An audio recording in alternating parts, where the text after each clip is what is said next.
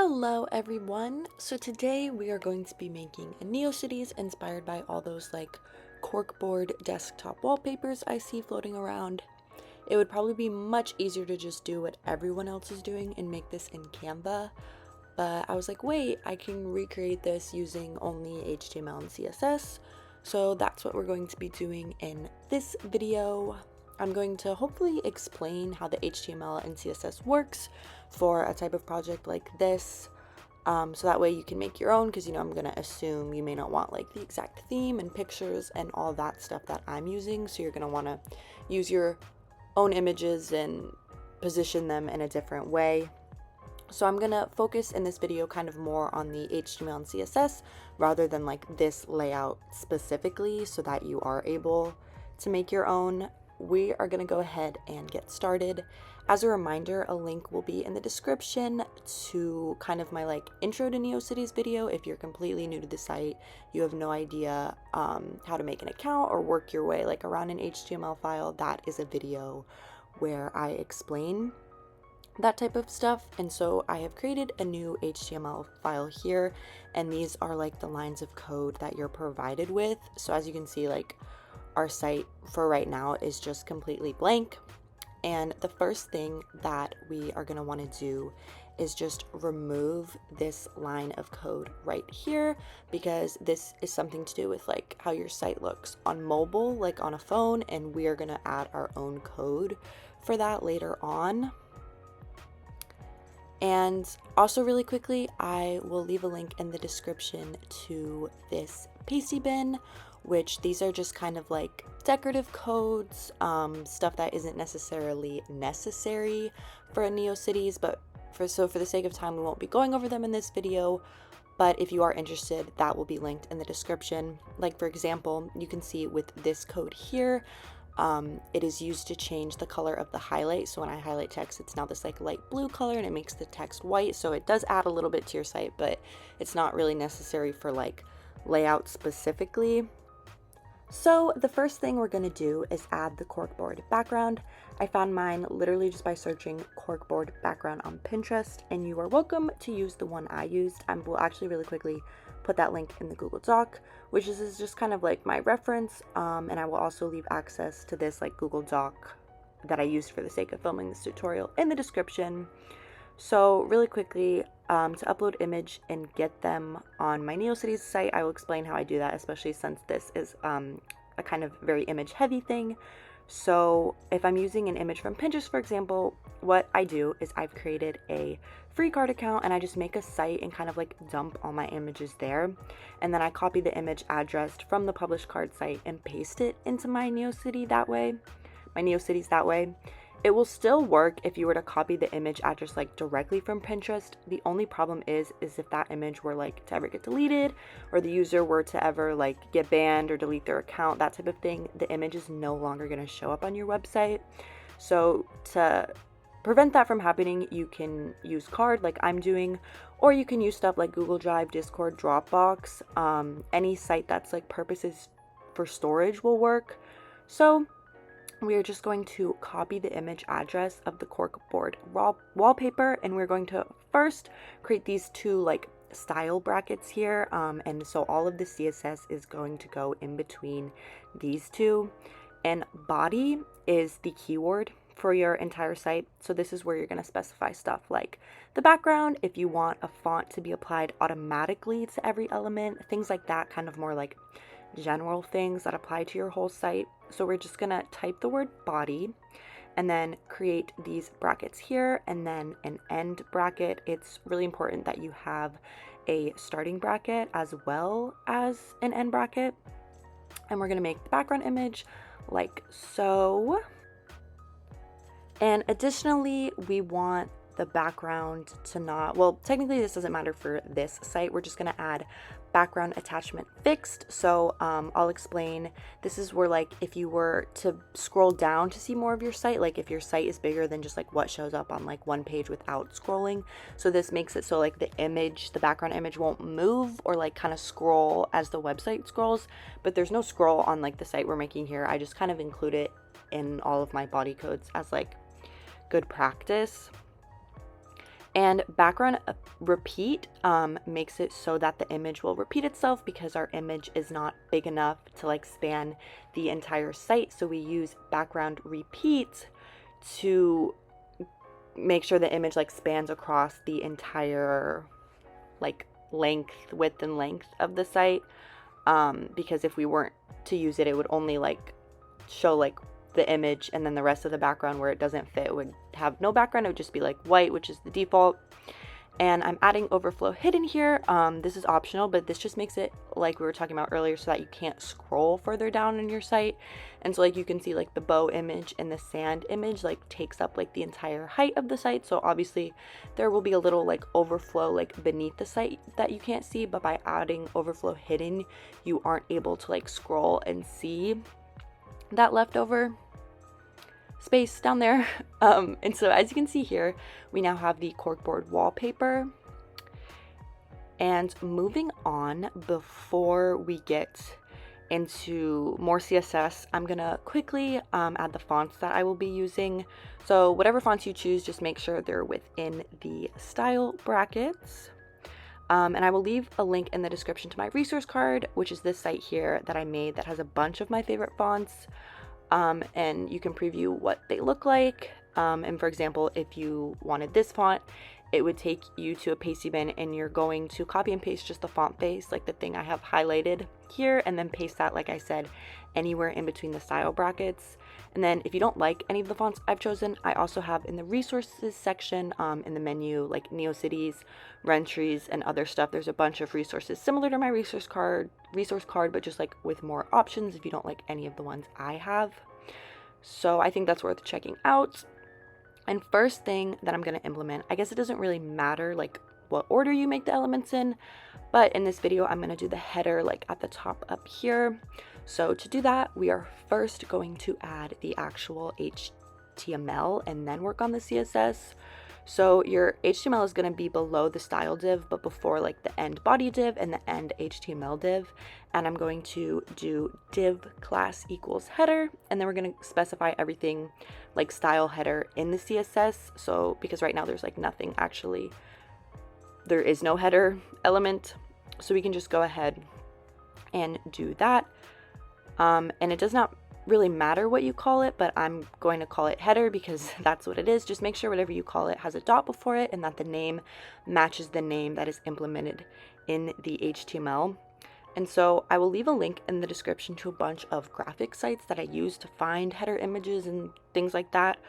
And for these, I do hotlink, which is when you copy the image address directly and paste it into your neocities, which I just explained why you shouldn't do that. But I figure these sites are going to be up for a while. And like at the end of the day, like the header isn't like technically like extremely necessary. So if it were to get deleted, it, you know, wouldn't be the end of the world until I was able to notice and replace it. So, but again, like it never hurts to take that extra step, download them and upload them to card. Or whatever storage site you're using, I just do end up getting a little bit lazy when it comes to more decorative images like this, like these, I guess. So now that I've copied the image address, I am going to add it as a background image, like the similar code that we did for the body. And we want it to repeat horizontally. We want it to span across the entire like top part of the page. So we are going to use the X coordinate because that's corresponds to like horizontal, you know, like y-axis is like the vertical one. So we do background repeat X, and then we're going to need to position it since we want it at the very top of the site. And so we are going to use fixed positioning in this instance, and then we're just going to set top to 0 and left to 0 because that is like it's going to start in the very top left of the page and then span across the top, like I guess moving to the right. And I'll go over a little bit more on positioning later.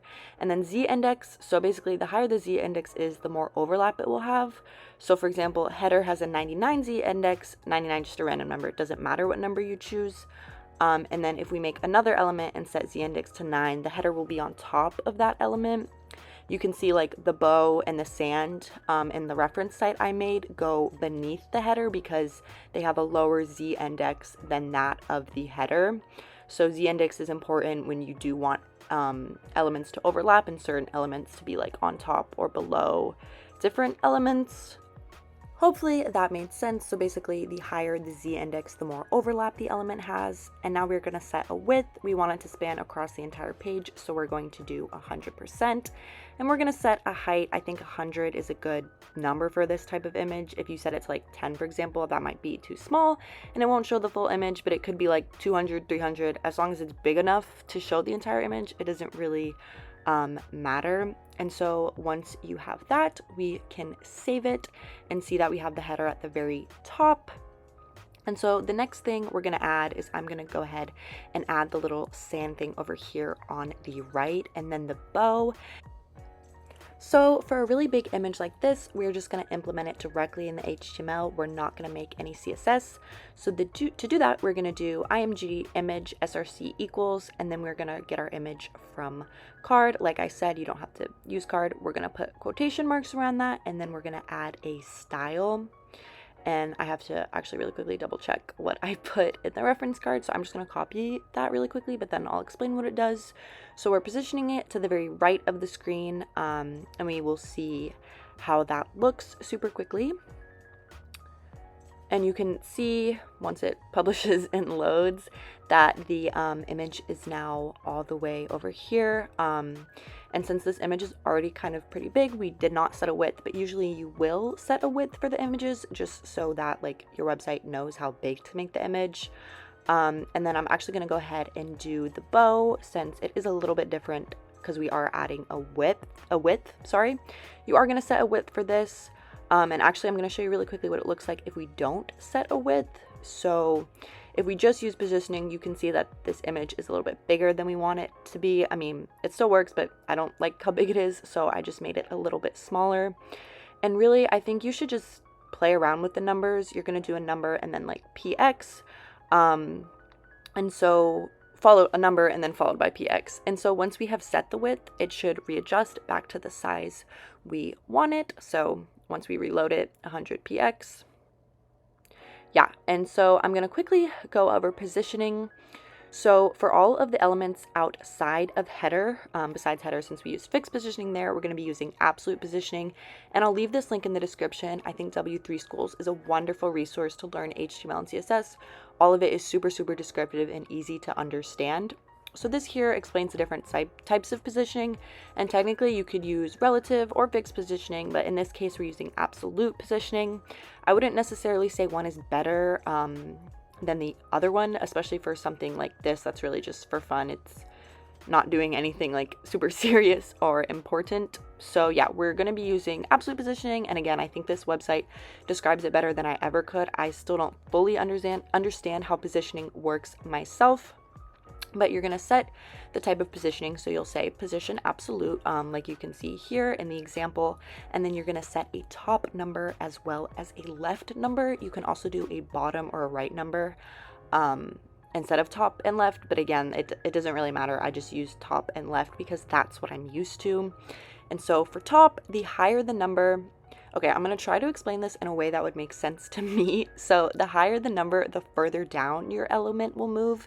And even though you think it would be like the opposite, like the higher the number, the more up it is, you have to think of it like it's kind of creating a margin at the top of your screens, and your elements are going to be pushed down the higher that margin gets.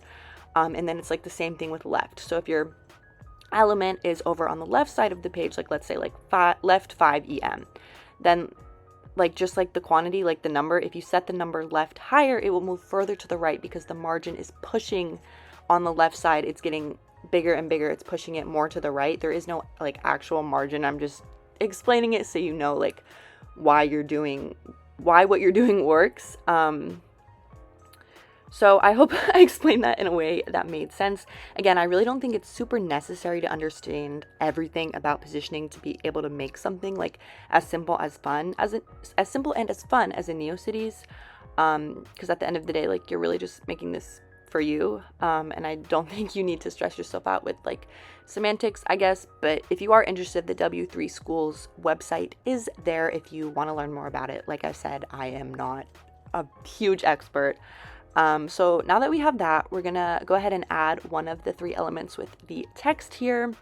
So what I have here is I have a background image, some text, some like little fun things within the text that I will go over, and then like the sticky note is from Pinterest, it already came like with the washi tape at the top, but like the receipt here and the postcard, I added the pin to the receipt and the little like clip to the postcard at the top. So I'm gonna go over the postcard first, since that's like the biggest element, and it kind of includes a little bit of everything that we need to go over. And then I'll go over the receipt as well. So to begin with the postcard, we're just going to create the postcard itself and position it. So again, we're going to do background image URL, and I have this again, it was an image I found on Pinterest and I uploaded it to Card, so we are going to be getting it that way. So we're going to do it like this. And then background size cover just makes it so that the back, like the image takes up the entire, like the whole image is shown. It's not just like a cropped portion of the image.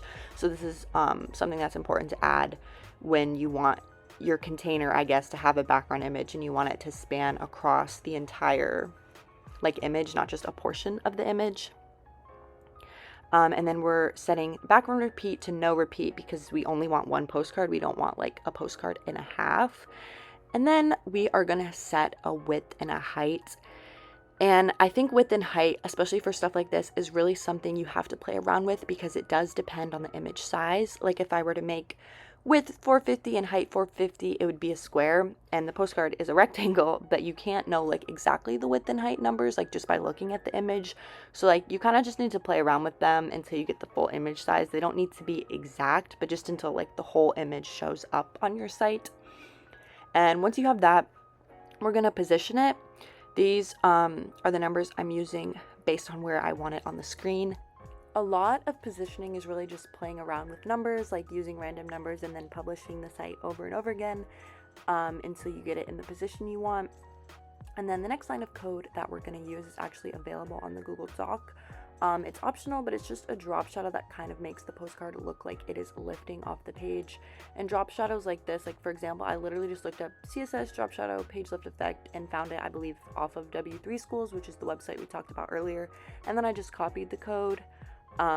So drop shadow you can just find online. You are able to like make them yourselves if you want them like really customizable, but I find most of my codes, like I just look up the effect I want online and then someone has posted the code on like W3 Schools or something similar and I copy it down. But I will leave a link in the description as well to a W3 site that explains drop shadow in case you're interested on like learning more about what exactly the code does, what all the numbers mean. So now we're going to do div class equals postcard. In div, we will be putting things in the postcard, but not yet. So we will see that the postcard is now on our site. And so the next thing that we are going to do is we are going to include this little box here and this box here, and these are going to be containers within the postcard that we fit all our text within. So I'm going to make them separately and then put them within the postcard and then put the text within those. So postcard, we're just going to call it postcard dash inner. Again, you can call these whatever you want. You just have to make sure that the name in the HTML matches the name in the CSS, like, and vice versa. So postcard inner, we are going to set a width. So just like for the outer postcard, for the inner postcard, we're going to set a width and the height. So these are numbers you're really going to want to play around with. And you don't need to set positioning for the inner postcard because since we're already going to be putting it within the postcard is already positioned. So it will just be in the same position that the postcard is in. And so within postcard inner, that's where we're going to put all of our texts. And since we're using text, we do want to set a font family. So you're just going to copy a line from the fonts you pasted earlier, the line that says font family, and then the name of the font, and then paste it within postcard inner. And so to figure out what the width and the height is, what I do is I will set a border, and you can just do like the basic border 1px solid black. And so what this does is it shows me where the box is within the postcard, so I don't just have to like guess, because it technically is like an invisible container. You can't like see the actual container. And it's in the perfect place now because I already figured out the numbers like when I made the reference neocities. But for example, like if I didn't know what to set the width and the height before, so we'll just like change the numbers really quickly. And so now the box is going to be a lot smaller. So I would know like based on the border that I need to increase the width and increase the height. And then similarly, margin left and margin top, make it so that because the container is bigger than just like the portion of the postcard image that we want the text to be in. So like if I were to take away these two lines, the box is going to be like outside of where I want the text in the postcard. So we want it like within the text. We don't want it on the outside of the text that you see like on the sides of the postcard. So it depends on your image, but I wouldn't know how much I want to position it if I can't actually see the container. So I think adding the border helps until you figure out like the margins, pushing it more in the center of container, and then the width and the height, how big the container is like within your actual postcard. And then you can go ahead and delete the border of course, like you want to keep it there, but you can delete it once you figure out like the positioning and the width and height, that type of stuff. And then like quickly, the line you saw, padding 2px, just makes it so kind of adds like an invisible border within the container so that the text isn't right up against the border. This would be useful if you do decide to keep the border. And it also helps like if your container is like right up against the text on the sides of the postcard, for example, it pads the text a little bit so it moves further away from the text, so it's like not right up against the text and super hard to read. So now we can actually include the text. I'm going to go ahead and copy and paste it from the reference that I made. And so something I really like to do is include pixels in my text. I think this is super fun and a fairly easy thing to do. A link in the description will be to this site where I literally get all of my pixels. I do hotlink from this site, so I just copy the image address directly, and once you find a pixel you like, you would copy the image address, and then it's really easy because pixels are already like the perfect size for text boxes. They're already really small, so you don't have to like add a style, width, or anything. You just include it like that, and then it will show up. And yeah, so I did not change the width and the height back from earlier, so I do need to do that, and then the container will actually be the correct size. And then you can see in my reference, I have this like little shell divider here. This is another image. I just, again, copied the image address from a graphic site I use a lot, which again, all of these, the graphic sites that I'm using will be in the description if you're interested in checking them out. And then I do have some of the exact images I used in the Google Doc if you want to like do a similar theme to me. So then we're going to do BR within like these little brackets here. Which this calls for a line break. And then we are going to do image src and paste it as well, but we are going to want to add a width to the divider because the image is a little bit bigger, and if we don't specify a width, and you can see here that I messed up because I did not put the BR, the line break, and the image within the divs. So yes, even I make mistakes sometimes, so oftentimes if you're having trouble, it is just a really simple mistake, easy fix syntax thing like this. But if we do not specify a width, you can see that the image is going to be a lot bigger than we want it.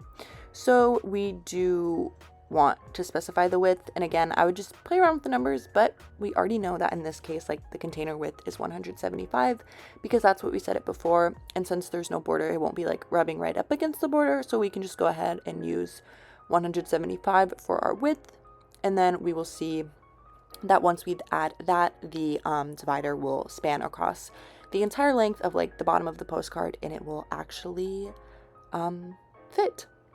And so I'm gonna do like the second box over here off screen, but I will quickly show you guys how to add the clip up here.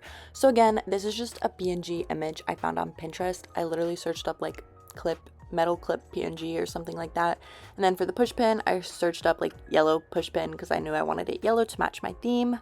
And then again, I uploaded them to my card. Like this is the gallery element in card, so it just like makes images smaller and puts them next to each other, so I don't have to like infinitely scroll since there's so many images on this site.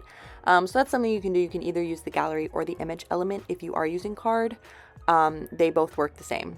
So I have my push pin image here, and what I'm going to, or sorry, clip image. And so what I'm going to do is I'm going to place it outside of the postcard and then just position it so that it is directly above the postcard. And again, positioning, something to play around with. You can start by using the same positionings as the element that you're trying to position it above, and then go from there. It's a good starting point so you're not, completely off. And so you'll see here, we have not specified a width, and so we do need to do that. But if we can see it, if we save it, we can see that the clip is probably going to be very big and also in a position that we don't want. So yeah, we can see it's here, and also it is behind the postcard. So what did we just learn to do? Z-index. So it can be a small number since the postcard does not have a Z-index. The Z-index will already be bigger than that of the postcard. And so then these are the positioning numbers that I use. I will just copy them from my reference. And then I made the width, I believe I set the width to 50px. So what I've already forgotten the position numbers from the reference card. Let me just make sure they match and then copy them over. So yeah, you can see that they're actually not too far off from the numbers that we used to position the postcard itself. And so again, like I said, it is a bit tedious and it does take time and it can get annoying, but just play around with the numbers until it gets to where you want it. So what I'm going to do next is we are going to learn how to make highlighted text and linked text. So you can see that I finished the rest of the postcard and I added the sticky note in the text, and then the receipt with the pixel, we just need to add the text into the receipt. I think stuff like this can be a little tedious, but practice makes perfect, and once you know how to do the basics of one thing, which I've already gone over, you can do the other things. Like you would now be able to make something like the sticky note and the receipt. I did quickly want to mention that this is a super awesome resource for the HTML basics that I don't go over as much in this video. For example, like how we used the BR tag earlier to make a line break, excuse me. And so I think this resource is super helpful. It shows you how to bold text, link text, change the font color, align text, text strike through, stuff like that. So next we're going to go over how to do a mark, also known as a highlight. So that's like the stylized text you see here. So just how to make like certain text look different within a text box. So we're just going to go ahead and add some normal text. And then we are going to say mark 2. This is just going to be the name of our highlight. Then we type YouTube and then we will end mark 2 like that. We'll make an end div. After that, we need to actually create mark 2. So it's a little different from what we've done previously. You're not going to use a dot before the name. You just like create it directly. And then you're going to set the background to none. You can see the example mark that I made previously. And so if you use the word like mark by itself, that's a keyword in HTML. So it will basically automatically make the background yellow like an actual highlight. So unless you like override that with background none. But again, it does not matter what you name it. Mark is just like the term for it, but you can call it whatever you want. And since we're not calling it mark, we're doing mark 2. It would not make the background yellow, so we don't actually have to include background none. But we do want to specify a color for the text, so I'm using a light yellow. For this one, I used like a light blue color for the one from the sticky note. And I also wanted to mention that there are some resources in the Google Docs, if you aren't familiar with like HTML color codes. So color codes is just like a 6-digit combination, like you saw, of like letters and numbers. And so the 6-digit combination represents a specific shade of a color. And then another common way is RGB values. So for RGB stands for red, green, blue, and it is a range of numbers from 0 to 250. So for example, 000, like you see here, is black, and then 255, 255, 255 is white, and then like any variation between those would be differing degrees of red, green, and blue based on the numbers you put for each of those values to create certain shades of a color. And then you can also just like type a color name, like as you can see I did pink, but if you do want more specific shades of a color, you will need to either specify the 6-digit hex code or the RGB value. And then we're just going to copy the font family from a font we included previously to set a different font, and then additionally a font size.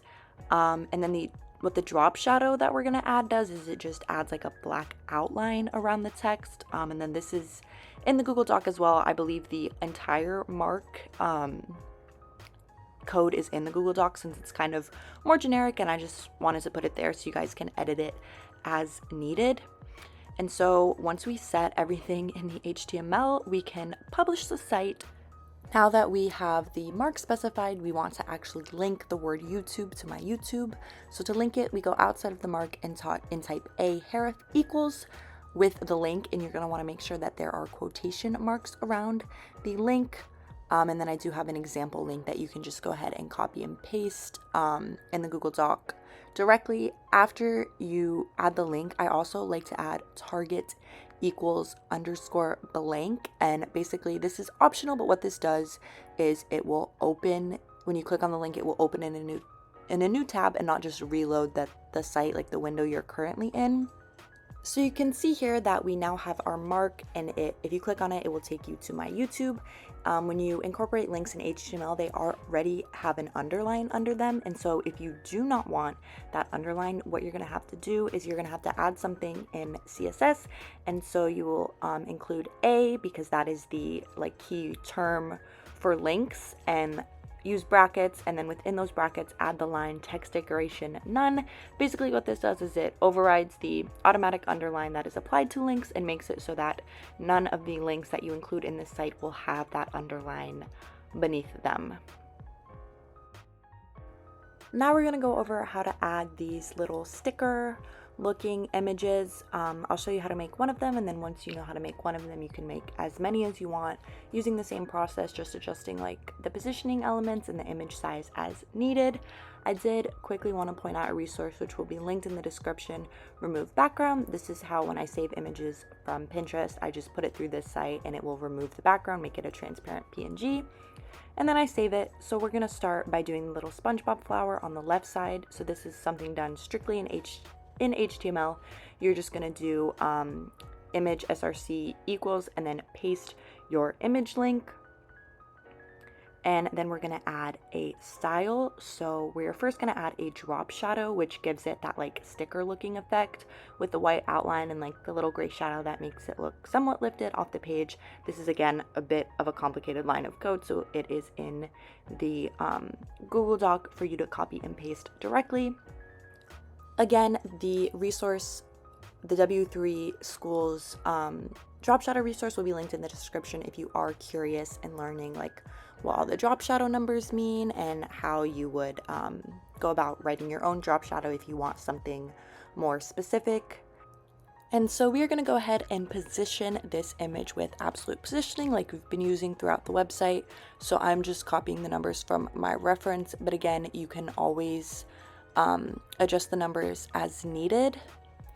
Since this image is like barely to the left of the screen, it's like almost like right on like the left side border, we're only going to do left 1 EM, and then it is kind of more in the middle, corresponding to like top and bottom positioning. So the number I used was 20. That was like kind of more in the middle for my desktop, the way I positioned it.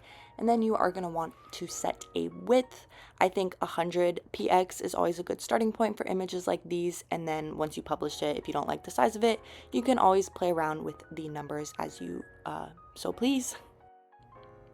Next, we can add the rest of the PNG stickers now that we know how to do one of them.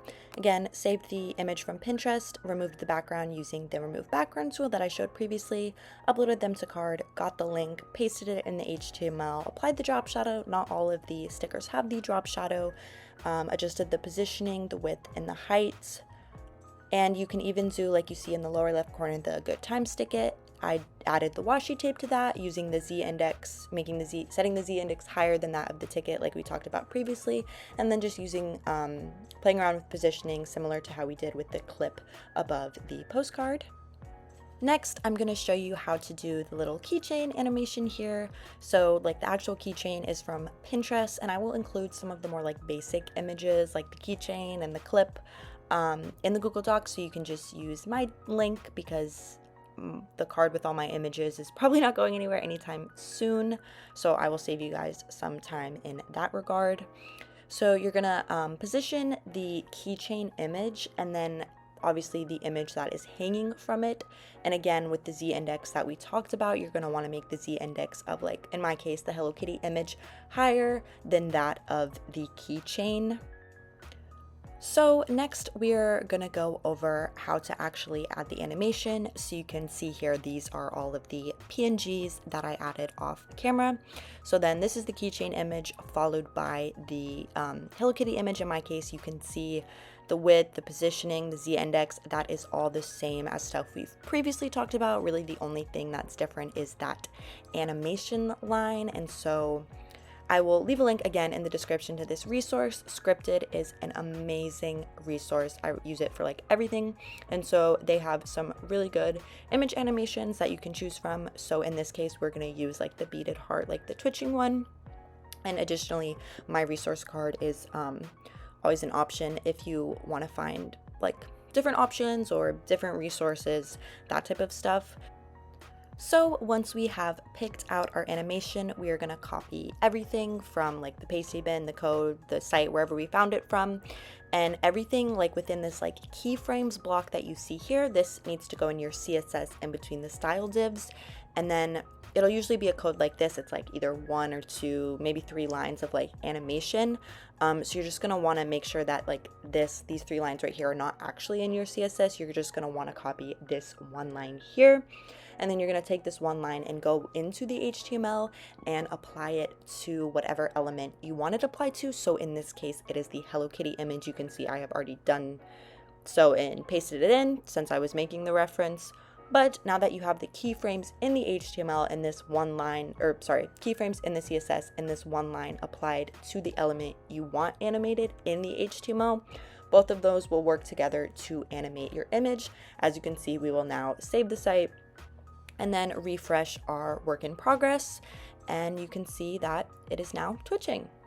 Okay, so next I'm gonna talk about how to do these like images within images. So as you can see here, like this Polaroid with like the whale gif with the washi tape on top of it, and then underneath the postcard you can see I have the camera with the little H2O mermaids gif. So I'm going to be going over how to do the camera, and then based on that you can do something like the Polaroid. Really the only thing different about the Polaroid is that piece of washi tape positioned at the top, but we have already gone over how to do that with like the clip in the postcard. So basically what this is like for the camera is it is a camera PNG that I found on Pinterest. I removed the background, like the camera frame where you see the GIF was white, so that became transparent when I used the remove background tool to remove the background.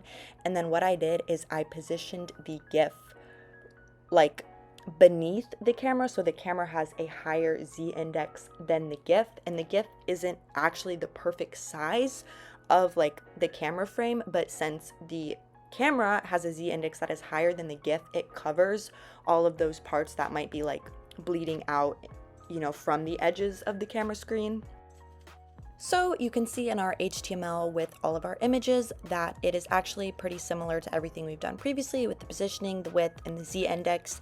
It is just positioned and overlapped in such a way that it looks like the GIF is within the camera frame. And I did the same thing with the Polaroid image, the whale, and the washi tape. And I believe the Polaroid image is linked in the Google Doc if you do want to use the image I use, and then position whatever thing you want within the Polaroid behind it. And again, just added the washi tape on top using Z index, which we have referred to a lot throughout this video.